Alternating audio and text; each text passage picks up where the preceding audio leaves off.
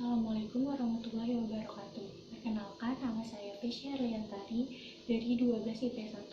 Di sini saya akan sedikit mempresentasikan mengenai materi dari teks cerita sejarah. Pertama-tama kita harus mengetahui dulu definisi dari teks cerita sejarah.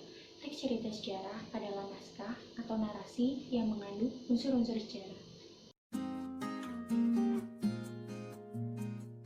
Teks cerita sejarah memiliki struktur yang terbagi menjadi 6 bagian.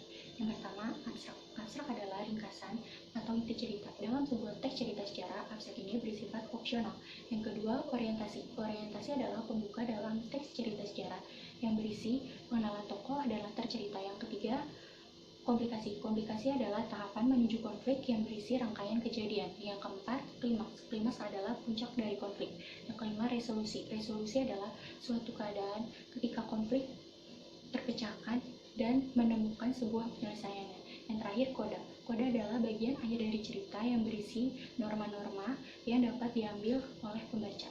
Selanjutnya adalah isi dari teks cerita sejarah. Yang pertama, asal-usul, keturunan, atau silsilah. Yang kedua, kejadian yang benar-benar terjadi di masa lampau. Yang ketiga, ilmu sejarah.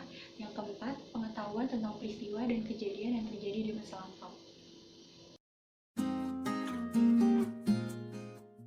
Kemudian kita akan membahas nilai-nilai yang terdapat dalam teks cerita sejarah. Yang pertama, nilai moral. Nilai moral adalah nilai yang berkaitan dengan akhlak, budi pekerti, dan tindakan sosial manusia. Yang kedua adalah nilai sosial. Nilai sosial adalah nilai yang berkaitan dengan relasi manusia di dalam masyarakat. Yang ketiga, nilai budaya. Nilai budaya adalah nilai yang berhubungan dengan konsep masalah dasar yang sangat penting dan bernilai bagi kehidupan manusia. Misalnya, adat istiadat, upacara adat, dan kepercayaan. Yang keempat, nilai religius. Nilai religius adalah nilai yang berkaitan dengan hubungan manusia dengan Tuhan. Yang terakhir, nilai estetis. Nilai estetis adalah nilai yang berkaitan dengan keindahan, baik keindahan struktur pembangunan cerita, fakta cerita, maupun teknik penyajian cerita.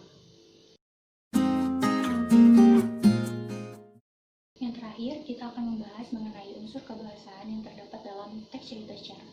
Yang pertama, menggunakan kata-kata yang bermakna lampau. Yang kedua, menggunakan kata-kata yang menyatakan urutan waktu. Contohnya sejak saat itu, mula-mula, dan kemudian. Yang ketiga, menggunakan banyak dialog. Hal ini ditunjukkan oleh tanda petik ganda dan kata kerja yang menunjukkan tuturan langsung. Yang keempat, menggunakan konjungsi temporal. Yang kelima, menggunakan kata-kata sifat yang menggambarkan tokoh, tempat, dan suasana. Demikian materi mengenai teks cerita sejarah yang dapat saya sampaikan. Kurang lebihnya mohon maaf. Wabillahi taufiq wal hidayah. Wassalamualaikum warahmatullahi wabarakatuh.